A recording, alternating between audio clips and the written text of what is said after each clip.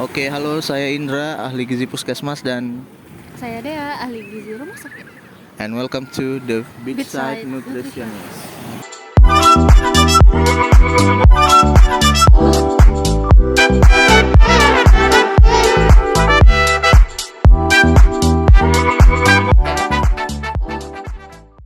Kali ini kita lagi di salah satu pantai di Lombok Barat yang view-nya itu langsung ke Gunung Agung, Bali. Ini. Kita santai-santai di pinggir pantai untuk bahas sesuatu yang sangat menarik, yaitu makanan yang gak sehat tapi masih kita perbolehkan. Yaitu apa? Mie instan. Oke. Sebelum ke sana deh. Jadi gini.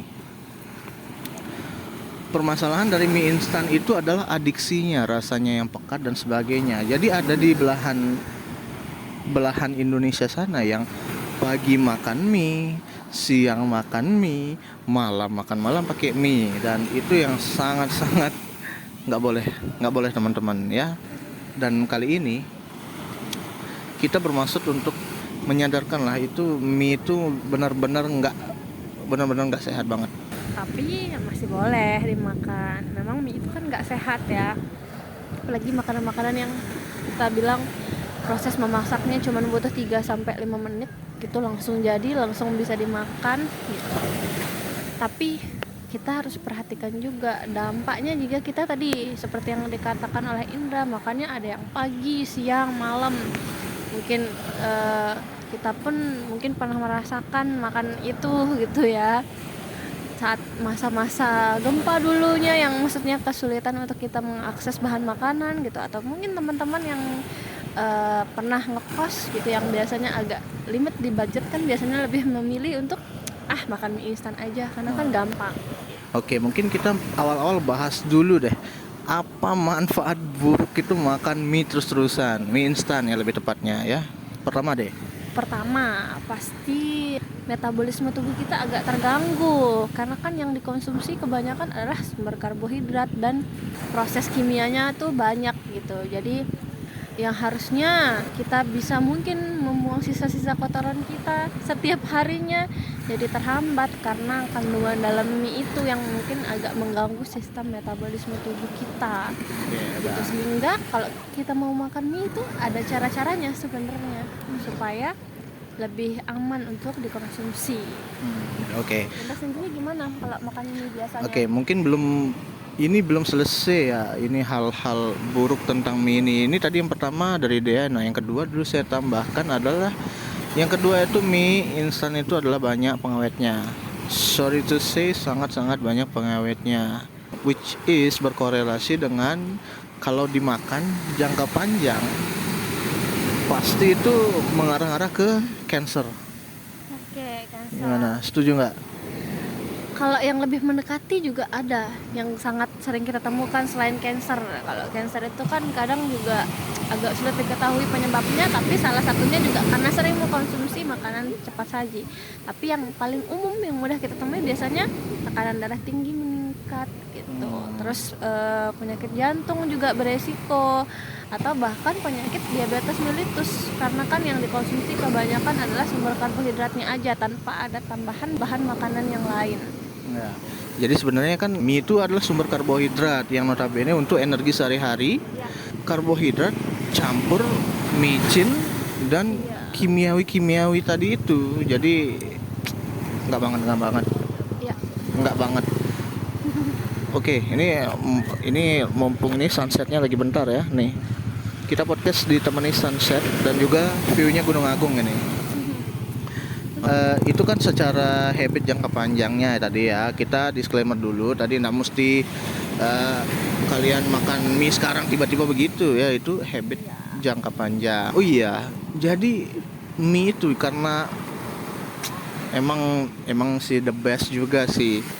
Si peracik bumbu mie instan ini udah jago-jago karena akan menimbulkan adiksi banget sama kita. Nggak aku pungkiri deh, enak banget memang rasanya.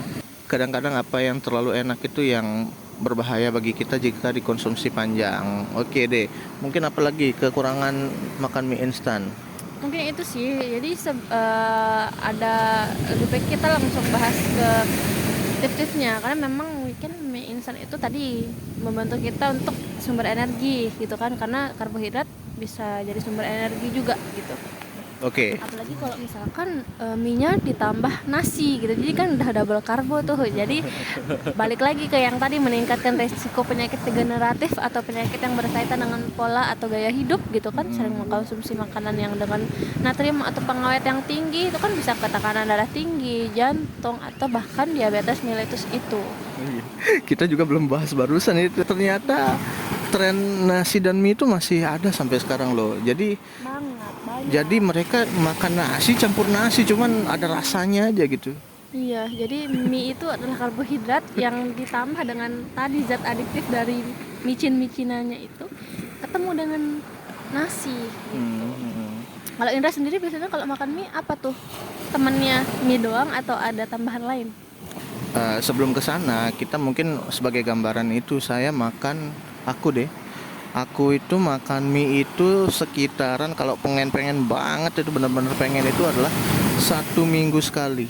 Oke. 1 minggu sekali itu udah cukup. Masih aman ya, masih Dan dalam. karena lidahku kan, aku kan belakangan ini clean eating.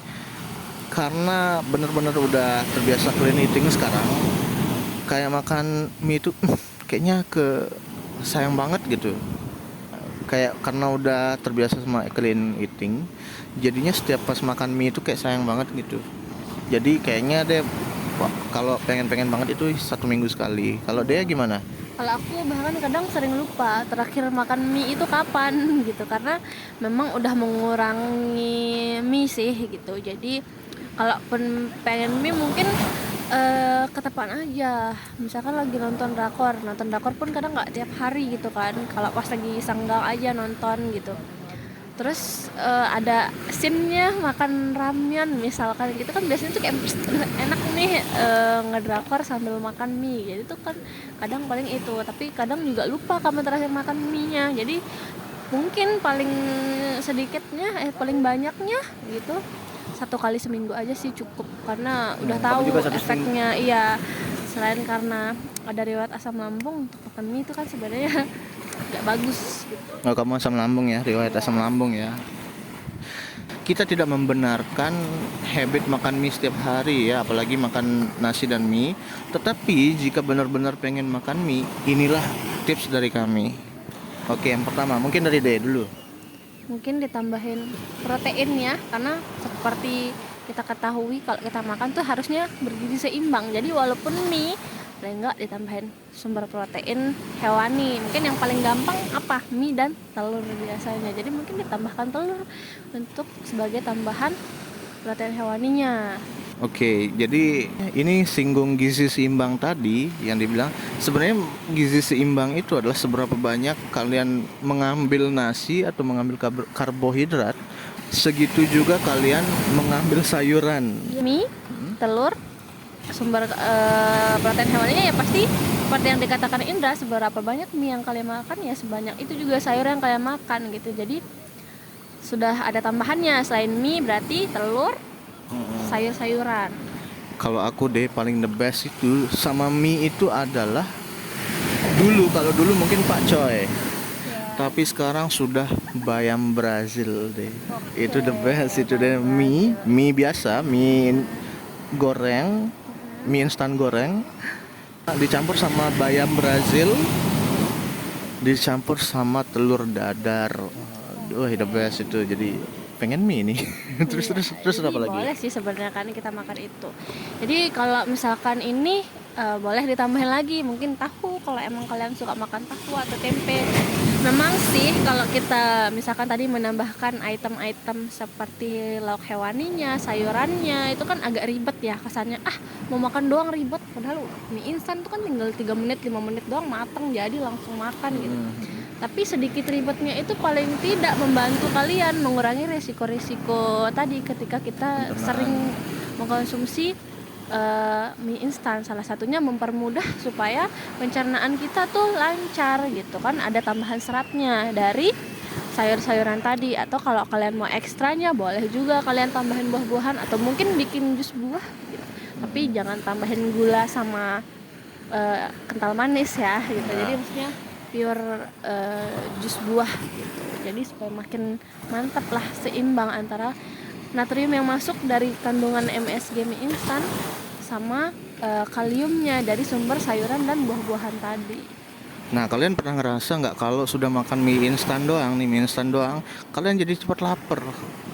Kenapa? Itu karena kalian ya kurang serat di dalam mie-nya itu sama kurang proteinnya. Yang dua ini, protein dan serat ini yang memegang peran penting dalam rasa lapar atau kenyang. Jadi jangan nasi, jangan mie ditambahin nasi gitu, tapi ditambah lauk hewani, tambah sayuran. Jadi supaya rasa kenyangnya juga lebih lama. Jadi jangan, apalagi sampai mie-nya didabelin tuh. Katanya satu terlalu dikit, dua kebanyakan gitu. Tapi malah ada juga yang dua pun masih merasa lapar nih gitu, nggak kenyang ya, karena yang kebanyakan adalah karbohidratnya gitu. Bahkan efek sampingnya setelah itu adalah mungkin ngantuk, mager gitu ya, males ngapa-ngapain. Padahal seharusnya ketika kalian makan mie instan itu juga harus merasa berdosa. Karena apa? Harus dibalas dengan aktivitas fisik. Jangan lupa olahraga minimal 30 menit sehari, atau paling enggak sekadar berjalan kaki gitu di sekitar rumah mungkin. Jadi supaya memperlancar sistem metabolisme tubuh kita dengan bergerak juga. Nah, oke, mungkin selanjutnya adalah tips dari saya ya, yang pelaku mie instan. Pelaku mie instan itu adalah kayaknya aku sekarang deh sudah nggak make minyaknya lagi deh. Kenapa? Enak tuh nggak pakai minyak. Karena batuk deh. Tadi sih mungkin penggunaan minyaknya, mungkin juga telur atau tambahannya mungkin langsung aja direbus gitu, jangan digoreng mungkin, atau jangan dibikin telur yang menggunakan minyak gitu kan. Kalau aku sudah nggak pakai minyak di minyak itu, mie instannya itu sih. Kalaupun pengen ditambahin minyak mungkin ada opsi minyak yang lain gitu ya, seperti olive oil mungkin yang lebih aman, atau virgin coconut oil gitu. Tapi ya balik lagi ke selera kalian, yang penting diusahakan setiap kalian makan mie instan itu ditambahkan bahan makanan lain yang kaya zat gizi, karena mie instan itu kan sangat minim zat gizi. Nah, sebenarnya yang paling bagus makan mie itu adalah makan mie yang dibuat oleh mama-mama kalian pada. Mereka kan pakai mie burung dara. Iya, Mie apa biasanya namanya itu? mie kuning atau Nah, mie kuning. Mie kuning atau mie telur. temuin di pasaran gitu kan. Jadi ibu-ibu kalian ini atau mama-mama kalian ini kan bikin bumbunya diulek dulu. Ya, terus bumbunya cuman paling garam, gula, dan micin ya paling paling sedikit gitu. Ada juga Dan mama yang nggak pakai micin. iya, ada juga mama-mama yang nggak pakai micin sama sekali. Dan Terus hobinya mama juga kalau bikin mie biasanya ditambahin sawi, Wih. ditambahin wortel, ditambahin tomat atau kol gitu kan, maksudnya tetap ada sayurannya. Jadi sebenarnya kita lebih baik mencontoh cara masak mama-mama gitu.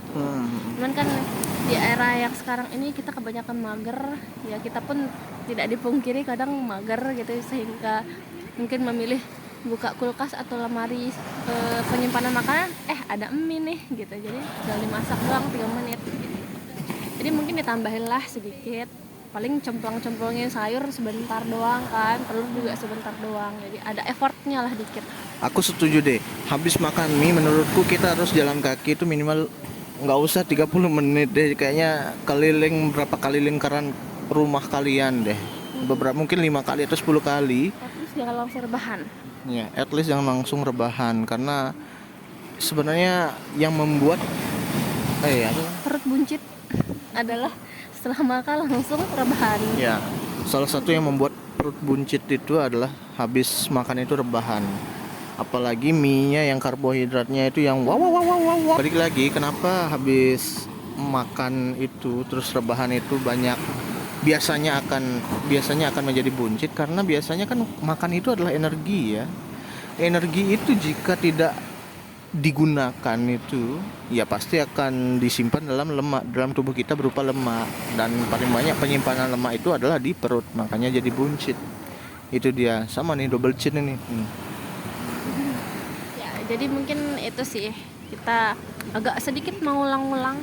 Nah, kalau di rumah sakit ada menu mie enggak? Sejauh ini sih nggak ada menu mie, kita masih tetap berpatokan dengan real food gitu, jadi meminimalisir penggunaan bahan makanan yang instan atau yang mengandung natrium tinggi, bahkan menu yang menggunakan kecap atau saus-sausan pun sangat minim gitu. Oke, kita akan mengglorifikasi adalah kalian ini harus makan real food dan real food. Iya. Betul.